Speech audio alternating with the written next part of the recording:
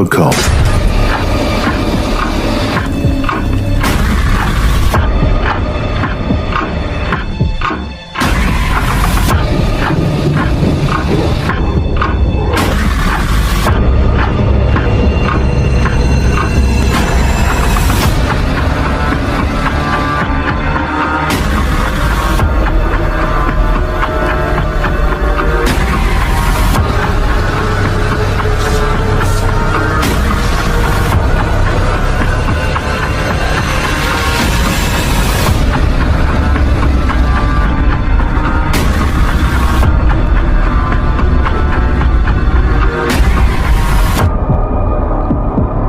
Hai sahabat horor Kalimantan, kali ini aku akan menceritakan sebuah kisah horor, Angkernya Rumah Retret.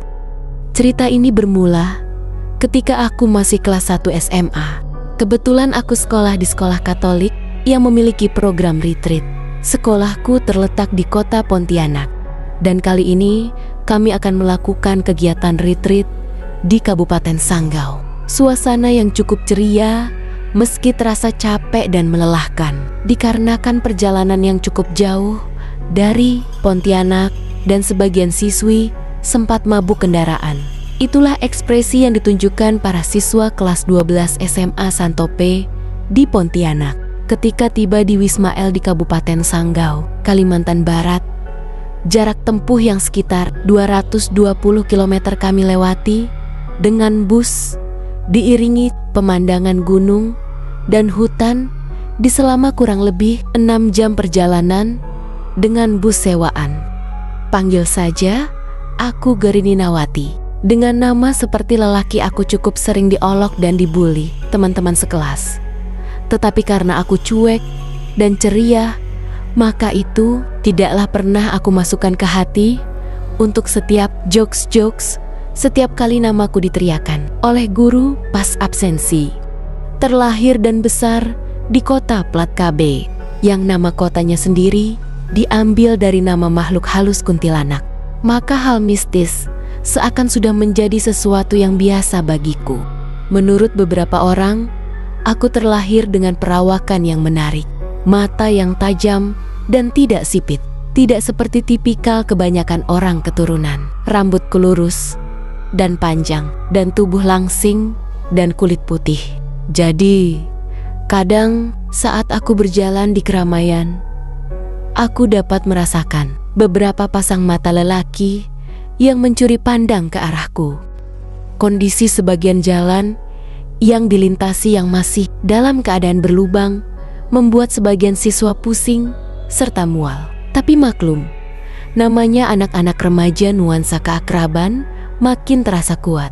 Rekan-rekan yang masih segar berusaha memijit dan mengoleskan obat untuk siswa yang mabuk ataupun memijat pundak yang lelah. Bus yang kami tumpangi itu cukup tua. Anak-anak kelas 12 sendiri terbagi beberapa kelas, IPA dan IPS. Mungkin peserta retreat ada 80-100 orang yang dibagi dalam 3 bus.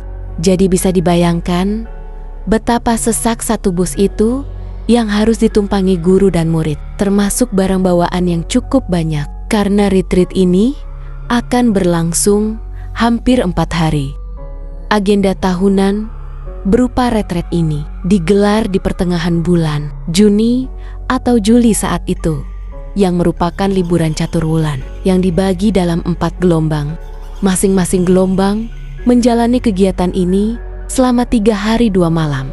Samar-samar aku ingat perjalanan kami ke sana diliputi cuaca hujan dan petir di saat itu, dan aku ditemanin Lili di samping bangku bus. Kami memang berteman sangat akrab dari bangku SD. Lili berperawakan kurus, tinggi dengan muka oriental, dan cukup disukai anak-anak pria karena pembawaannya yang ceria. Akhirnya, dalam suasana hujan dan berkabut, serta medan yang cukup ekstrim, kami tiba di Wisma dengan selamat. Tapi ada satu rombongan bus yang masih tertinggal yang akan kuceritakan nanti. Rupanya, mereka mengalami sesuatu. Saat tiba, kami disambut rombongan pastor dan suster yang sudah mengetahui dan akan membimbing kami selama di sana. Usai pembagian kelompok, para siswa mengikuti perayaan Ekaristi yang dipimpin seorang pastor keturunan Belanda atau Dayak. Pastor ini baru 4 bulan bertugas di Wisma L. Dalam khotbahnya dijelaskan arti nama Wisma yang menjadi lokasi retret ini. L yang sebenarnya ada di Italia, yaitu sebuah gunung yang tingginya 1000 meter di atas permukaan laut. Sebuah gunung yang sunyi, tempat Santo Fransiskus Assisi menerima karunia stigmata, ujar pastor. Wisma Love sendiri sudah berusia setengah abad. Selain wisma ini, di areal seluas 42 hektar itu berdiri kompleks biara Kapusin, postulat, dan susteran. Bukan sekadar taman yang membuat areal ini begitu sejuk dan asri, tetapi suasana hutan yang masih asli benar-benar terasa. Udaranya sejuk, juga kicauan burung terdengar dari beberapa ranting yang rindang.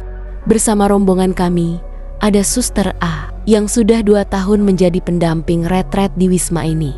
Menurutnya, seorang pendamping retret pun harus kreatif menyusun program. Setelah melihat aneka perkembangan para peserta retret yang pernah hadir di tempat itu, apa saja agenda retreat? Tentu tak hanya ceramah, sharing, dan diskusi. Tidak ketinggalan pula diselingi aktivitas yang mengasyikkan berupa outbound dengan berjalan dalam kelompok dengan kaki diikat tali plastik, menjalani halang rintang, dan menyeberangi sungai dengan meniti tali. Pastor yang mendampingi sesi outbound meminta semua peserta menutup matanya dengan kain. Mereka kemudian berjalan berpegangan tangan, mengitari rerumputan dan pepohonan. Di bagian lain, mereka disuruh merayap melewati halang rintang, dan di penghujung acara peserta diajak mencium pohon karet. Retret diselenggarakan untuk memberi kesempatan bagi peserta dalam mengenal diri sendiri sebagai pria dan wanita sejati, saling mengenal diri, bekerja sama dengan orang lain, bersikap kompak dan solid, mampu berbagi, sabar dan jujur. Dari sisi iman, mereka diajak bertobat dengan cara menuliskan dosa dan melakukan pengakuan dosa agar bisa membaharui diri melalui pertobatan. Dengan melakukan pertobatan, para siswi tumbuh dan berkembang menjadi manusia baru. Setelah kegiatan, akhirnya setelah hampir tengah malam, acara sudah akan ditutup untuk malam ke-1 acara retreat sekolah. Oleh panitia, kita akan dibagi kamar, di mana 1 kamar ditempati oleh 2 orang. Sebagai informasi, area cowok dan cewek, lebih tepatnya mes antara pria dan wanita, tepat di utara dan selatan, atau berseberangan cukup jauh untuk mencegah hal-hal yang tidak diinginkan. Setelah beberapa pengumuman dan technical meeting serta briefing singkat, akhirnya kami serombongan diarahkan oleh panitia menuju kamar masing-masing sesuai dengan pengumuman yang ada. Aku ditempatkan bersama dengan Lily, temanku. Dia sudah mengedipkan mata sambil memberikan gestur 2 tangan di mulut. Wah, rupanya Lily ada bawa rokok, dan kami bisa sembunyi-sembunyi merokok di WC mes. Tiba-tiba di pertengahan briefing, Buyus yang sedari tadi bersama dengan Wati masuk ke aula, dan dengan muka bingung dia menghampiri salah seorang sahabat Wati dan berbisik-bisik. Setelah itu, Buyus pergi lagi dari aula retreat dan aku bersama Lily. Lily sudah bergabung dalam barisanku. Sama-sama berbisik, maybe Buyus kembali ke ruangannya Wati kali. Ada sesuatu yang gawat kali ya, jangan-jangan Wati kesurupan lagi. Waduh, udah kayak film eksorsis aja. Gimana nih Nin? Kamu kenapa tenang-tenang aja? Begitu Lily berbisik di telingaku. Well, terus terang, aku sudah terbiasa menghadapi kejadian horor dan mistis, begitu juga dengan kejadian Wati. Aku juga sudah anggap biasa, apalagi di tengah-tengah hutan begini dan acara rohani. Anggapan aku mungkin saja memang gerombolan hantu di sana gak senang atau gimana. Jam 02 pagi kurang. Akhirnya kami sudah masuk ke kamar masing-masing. Dan karena capek dan sudah sangat ngantuk, aku bersama Lily nongkrong di toilet sambil selonjor jongkok di tengah gelapnya kamar. Sesekali terdengar kilat dan guruh di luar hutan. Sambil menyalakan rokok, kami berbincang-bincang mengenai kejadian sepanjang hari, dan sambil guyon si Lily berkata, si Wati itu gimana tuh? Or jangan-jangan lagi diadakan ritual pengusiran lagi. Serem banget, Uai.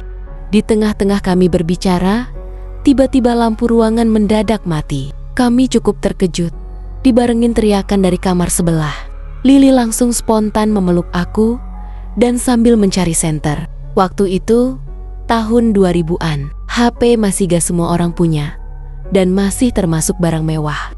Buru-buru kami mematikan rokok dan sambil berbisik Lily berkata, "Nin, kenapa? Itu ada yang teriak." Aku hanya menjawab, mungkin karena belum tidur dan terkejut lampu mati. Tetapi tiba-tiba kami berdua mendengar adanya tangisan dari ruangan kamar yang kami tidak tahu kamar berapa. Tangisannya cukup keras disertai lirihan. Aku dan Lily semakin erat berpegangan dan sambil buru-buru menyalakan senter, kami berpandangan cukup lama karena kami mungkin sedang merasa ketakutan. Tiba-tiba ada suara ketukan di pintu kamar dan kakak kelas kami yang panitia dan penanggung jawab mereka rombongan memanggil kami untuk keluar. Pada saat kami keluar, rupanya kami semua dipanggil ke selasar depan, serupa balkon atau ruang tamu. Kami berdelapan sampai bersepuluh di mes cewek Akasia. Jadi rombongan wanita ada dibagi dalam beberapa mes, yaitu Akasia, Bougainville, Crescent, etc. Satu mes bisa 8 sampai 16 orang. Dan saat berkumpul, kakak panitia yang bertanggung jawab untuk mes Akasia, Kak Eli, sontak bertanya pada kami semua, "Adik-adik, siapa ya yang tadi nangis dan teriak pas mati lampu?" Kami semua berpandang-pandangan dan sontak menggelengkan kepala. Dari panitia terlihat mengabsen kami, memastikan semua lengkap, dan saat diabsen, kami semua sudah dalam perasaan campur aduk dan tegang. Karena di luar juga kondisi hujan sangat lebat dan petir menyambar berkali-kali, sehingga dengan situasi begini untuk memanggil guru pembimbing juga sangat tidak memungkinkan. Karena takutnya salah jalan dan tergelincir ke lembah atau riam, malah membuat situasi tambah runyam. Di tengah-tengah keheningan dan kebingungan kami, tiba-tiba Lily yang mengarahkan senter ke lorong berteriak karena melihat sesuatu. Dan kami semua pun sontak berteriak. Sungguh suatu hal yang tidak masuk akal di saat semua orang sudah berkumpul di selasar mes. Di ujung dari lorong kamar saat pulang dari retreat, kakak pembina kami bercerita, kamar di ujung tidak ada yang menempati. Ada tangan yang melambai-lambai sambil pintu terbuka sedikit. Sontak beberapa dari kami mulai menangis. Ada yang terduduk mungkin saking lemas dan ketakutan. Dan kakak pembina kami langsung berkata, "Guys, Ke sofa di ruang tamu cepetan. Kita tunggu sampai pagi di sana aja." Sambil kakak coba telepon dari telepon dekat ruang tamu selasar. Kami bersepuluh buru-buru menyingkir ke sofa dan saling meringkuk berdekatan. Di tengah-tengah kegelapan dan cuaca hujan lebat dan petir, jam waktu itu menunjukkan pukul 2.50. Kalau tidak salah, masih ada kurang lebih 3-4 jam sampai pagi dan hujan tidak menunjukkan tanda-tanda reda. Kami semua sudah sangat ketakutan pada malam ke-1 dari retreat kami. Lily yang di sampingku sudah menangis dan berbisik, "Nin, aku mau pulang aja." Tetapi untuk bisa pulang pun kami harus menunggu bus rombongan yang sudah mendrop kami ke tempat retreat yang sedianya untuk menjemput kami kembali pada hari terakhir dari acara retreat kami. Pukul 4.15 pagi, hujan tidak mereda dan seakan-akan malam begitu panjang dan tidak seorang pun dari kami yang bisa beristirahat. Walaupun rombongan retreat pasti sudah sangat lelah. Saat aku mau menutup mata, tiba-tiba pintu depan mes diketok. Kami semua sangatlah terkejut. Dan seketika itu juga kami berdiri. Pintu diketok lagi. Dan tiba-tiba lampu menyala dengan diiringi teriakan dari Pak. Buka pintunya ruang akasia. Ini Pak Anton bersama dengan Pak Angga. Kami mau memeriksa apakah semuanya aman.